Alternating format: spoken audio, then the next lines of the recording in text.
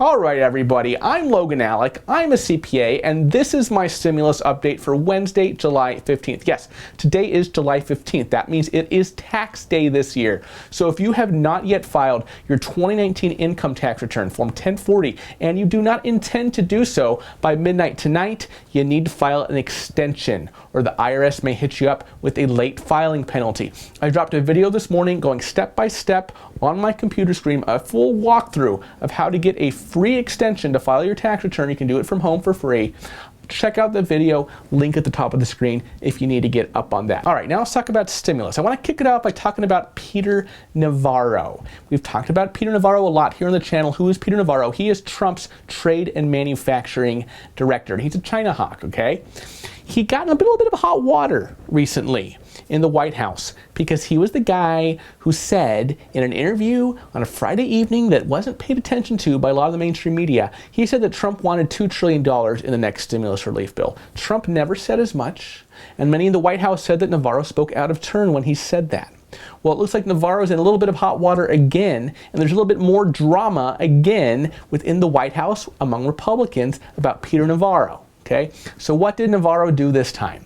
Yesterday, Navarro wrote an op-ed that appeared in USA Today in which he sharply criticized Dr. Anthony Fauci. Okay, I'm going to tell you what Navarro said, what other Republicans have said about Dr. Fauci, and how this could all relate to stimulus. Okay, so what did Navarro say yesterday about Dr. Fauci? He said that Fauci was wrong about everything that he, Navarro, has interacted with him on. He said, when you ask whether I listen to Dr. Fauci's advice, my answer is only with skepticism and caution. We know that Fauci is pretty conservative when it comes to reopening the economy again. On this point, Navarro said, now Fauci says a falling mortality rate doesn't matter, when it is the single most important statistic to help guide the pace of our economic reopening. The lower the mortality rate, the faster and more we can open. This would be expected coming from Trump's trade and manufacturing director.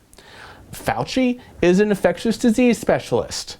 Navarro is an economist. Navarro wants to see the economy open as quickly as possible. Heck, that's part of his job description, right? As Trump's trade and manufacturing director. Now, what makes this whole thing interesting is what Navarro said contrasts with what other Republicans have recently said about Dr. Fauci.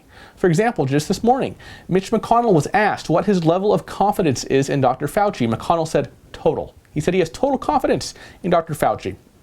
Senator Lindsey Graham recently said that Fauci's been around for a long time. He's one of the smartest people I know. Has he been right all the time? No. But we don't have a Dr. Fauci problem. I have all the respect in the world for Dr. Fauci. I think any effort to undermine him is not going to be productive, quite frankly. And the White House Director of Strategic Communications, Alyssa Farah, tweeted, the Peter Navarro op-ed didn't go through normal White House clearance processes and is the opinion of Peter alone. Donald Trump values the expertise of the medical professionals advising his administration. So it looks like Navarro's going rogue again, okay? Now, how could this affect the next stimulus relief bill? Well, it could mean that some Republicans believe that we might need more stimulus if they're hinging on Fauci's statements that the reopening happened too quickly in some states and maybe we need to slow things down. On the other hand, if more Republicans align themselves with the Peter Navarro narrative, that could indicate less stimulus, right? Because the belief then would be that the economy is going to open faster due to the lower mortality rate despite the heightened number of cases. It's a little bit speculative, I know, but it's something we should keep an eye on, okay? Because the main narrative right now is, yes, what is Congress going to do? But there's kind of this subplot over here having to do with Fauci and Navarro and other Republicans, and that's something to keep an eye on because it will affect the main narrative, I believe. Now, that main narrative will kick into full gear next week, starting next Monday when the Senate is back in session. McConnell said, once we get back into session next week, I'll begin socializing, internalizing, if you will, discussions that I've had during this week off with my members. He said the new coronavirus package will be front and center. That will dominate our time starting next week. McConnell has said that the liability protections he's been calling for some months now will be in any bill that passes the Senate. Another Republican focus and Democratic focus is getting kids back to school. Senator Lindsey Graham said in a press conference that he wants the feds to help absorb reopening costs for school districts. Now, Senate Minority Leader Chuck Schumer is not without his criticism. He said there's been zero outreach from McConnell, and Schumer sees the Republican strategy as trying to sideline the House Democrats by writing a partisan bill in his office, just like you tried to do last time on CARES. Well, Schumer, come on now, let's be real here. the Democrat-controlled House, no, you're not a part of it, but you're very close friends with Nancy Pelosi, they basically packaged together their HEROES Act without much Republican input. So this is kind of both of them do this type of stuff, okay? But it does appear that the Republican proposal will be very much a Republican proposal, and it won't be until after they come up with it will those serious negotiations begin with the Democrats. Schumer is also talking about this week about getting rid of the $10,000 cap on the state and local itemized deduction on people's tax returns. That was in the HEROES Act, okay? And Schumer's reigniting that conversation in the Senate.